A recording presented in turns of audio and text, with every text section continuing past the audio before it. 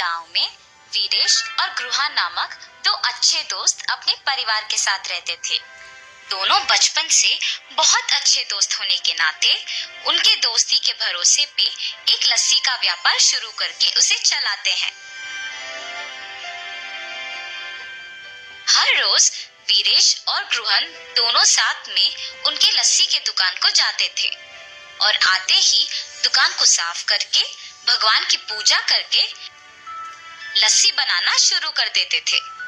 इनके लस्सी के तैयारी के लिए हर रोज शाम को लीलावती नामक एक बूढ़ी औरत इन्हें दही देने दुकान आया करती थी। और बेटा, व्यापार कैसे चल रहा है? बहुत अच्छा चल रहा है दादी। आपकी इतनी उम्र आने के बाद भी इतना काम करने की क्या जरूरत है दादी? मेरी तो सिर्फ उम्र बढ़ रही है बेटा, शरीर का ताकत तो अब भी जवान है।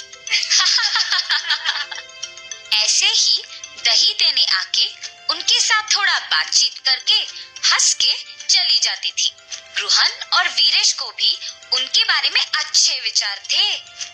एक दिन जब लीलावती हर रोज की तरह दुकान को दही देने आई तो उसने देखा कि वहाँ वीरेश नहीं था। समय देख के, बेटा गृहन, लगता है वीरेश दुकान में नहीं है। जी दादी, नहीं है। क्यों, क्या बात है? इस वीरेश के साथ काम करके क्या ही कमा लोगे तुम? मैं जब भी देखती हूँ सिर्फ तुम सारे काम करते हो और वो वीरेश तो सिर्फ तुम्हें लस्सी के मटके देते रहता है। ज्यादा काम करने वाले को ही ज्यादा लाभ मिलना चाहिए। ये बात मैं तुम्हें बहुत दिनों से बताने की सोच रही थी। नहीं दादी, आपको जरूर कुछ गलतफहमी हो गई है। मुझे तो वीरेश ने ही लस्सी बनाना सिखाया। उसके काम ना करने का सवाल ही नहीं उठता। आप दुकान आते तो हैं, पर 10 मिनट से ज्यादा कभी नहीं रहती है। इसीलिए आप वीरेश के वास्तविकता से अनजान हैं। ठीक है, तुम्हारी मर्जी बेटा। मुझे जो कहना था मैंने कह दिया। चलो अब मैं निकलती हूँ। और जाते वक्त मन ही मन पछताती है कि उसे ये सब गृहन से कहना ही नहीं था। अगले दिन जब दही देने वापस उनके दुकान जाती है तो गृहन के ना होने का मौका देख वीरेश को भी वही बताती है जो पिछले दिन गृहन को बताया था। गृहन उसकी बातों की विश्वास करता है मगर नजरअंदाज कर देता है और यही कहता है कि शायद उसने गृहन को सही तरह से नहीं समझा होगा। लेकिन वीरेश लीलावती के बातों से प्रभावित होकर गृहन पे उसके विचार बदल देता है। अब ये दोनों तो अलग दुकान खोलेंगे और मुझे ज्यादा दही बेचने को मिलेगा। वीरेश लीलावती के कहे बातों को जाके अपनी पत्नी को बताता है। आप कुछ मत सोचिए, मेरी बात सुनकर एक और लस्सी का दुकान खोल दीजिए बस। पर गृहन को क्या बोलूं? यही बोलिए कि जीवन में आगे बढ़ने के लिए ना अलग अलग व्यापार करना बहुत जरूरी है। पत्नी के प्रेरित करने पर वीरेश गृहन को एक नई लस्सी की दुकान खोलने की बात कह देता है और निवेश के पैसे गृहन से वापस ले लेता है। वीरेश के काम में और निर्णय में रुकावट ना बने इसीलिए गृहन उसे कुछ नहीं कह पाता और वीरेश के दूर होने पर बहुत दुख होता है। गृहन को दुखी होते देख उसकी पत्नी, आपको ऐसे दुखी देख मुझे अच्छा नहीं लग रहा है जी। आपको अपने मन को ये कह के संभालना होगा कि वीरेश जी की स्थितियों ने शायद उन्हें इसे करने पर मजबूर किया होगा।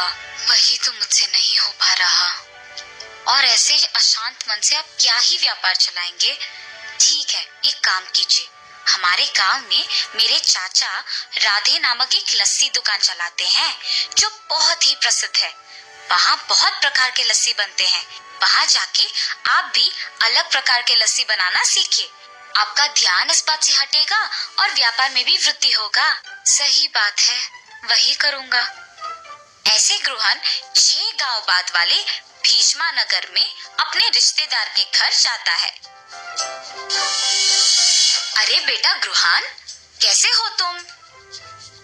तुम्हारी पत्नी कैसी है और तुम्हारा व्यापार कैसे चल रहा है? सब कुछ ठीक है मामा जी।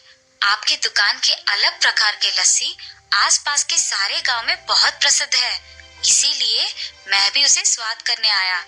हाँ हाँ, 12 प्रकार के लस्सी है, तुम्हें जो चाहिए वो पी लो बेटा। चलो चलो जाएंगे। और चाचा जी ग्रुहन को उनके लस्सी का दुकान लेके जाते हैं। वहाँ पे लोगों की भीड़ लगी होती है। टिकट खरीद के लाइन में खड़ा होके इंतजार करने के बाद उन्हें लस्सी मिलती थी। ये सब ग्रुहन को बहुत नया और अलग लगता है। और दुकान के अंदर जाने के बाद वहाँ पे अलग तरह के लस्सी बनते हुए और बनाने का तरीका देख ग्रुहन भी वहाँ के कार्मिक के साथ लस्सी मिलाता है। और ऐसे ही जितने भी दिन उस गांव में रहता है, ग्रुहन अलग प्रकार के लस्सी बनाना सीख लेता है। वापस गांव आने के बाद ग्रुहन उसके दुकान में अलग तरह के लस्सी बनाना शुरू कर देता है। वो उसके दुकान के सामने लस्सी के रंगीले चित्र बनवाता है ताकि ग्रामीणों को पता चले कि ग्रुहन के दुकान में विभिन्न प्रकार के लस्सी मिलते हैं, और उसके नाम भी लिखवाता है। वहां से गुजरते हुए ग्रामीण उसे देख आश्चर्यचकित होके उसे पढ़ते हैं। इंडियन लस्सी, पंजाबी लस्सी, आम की लस्सी, नमकीला लस्सी, मीठा लस्सी, मलाई लस्सी, केले का लस्सी, मसाला लस्सी, केसर की लस्सी, चॉकलेट लस्सी, गुलाब लस्सी। ऐसे नए नाम और रंगीले चित्र देख गांव वाले भी उन नए तरह के लस्सियों को स्वाद करने आते हैं। ग्रुहन, कुछ विशेष बात है? इतने प्रकार के लस्सी, जरा मसाला लस्सी देना। और ऐसे मसाला लस्सी पी लेता है। अरे वाह, बहुत ही स्वादिष्ट है ग्रुहन, जरा एक और देना। ऐसे बहुत लोग ग्रुहन के दुकान पे उपलब्ध उन लस्सियों के प्रशंसक बन जाते हैं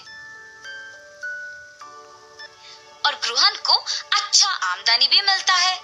गांव में लस्सी वाला तो सिर्फ ग्रुहन को ही मानते थे, मगर दूसरी तरफ वीरेश के द्वारा निर्मित लस्सी का दुकान ग्रुहन के अलग तरह के लस्सियों की तुलना में फीकी पड़ गई थी और उसे कोई आमदनी नहीं मिल रहा था। और ऐसे वीरेश को अपनी गलती का एहसास होता है और वो वापस ग्रुहन को जाके पूछता है, क्या हम वापस साथ में व्यापार कर सकते हैं?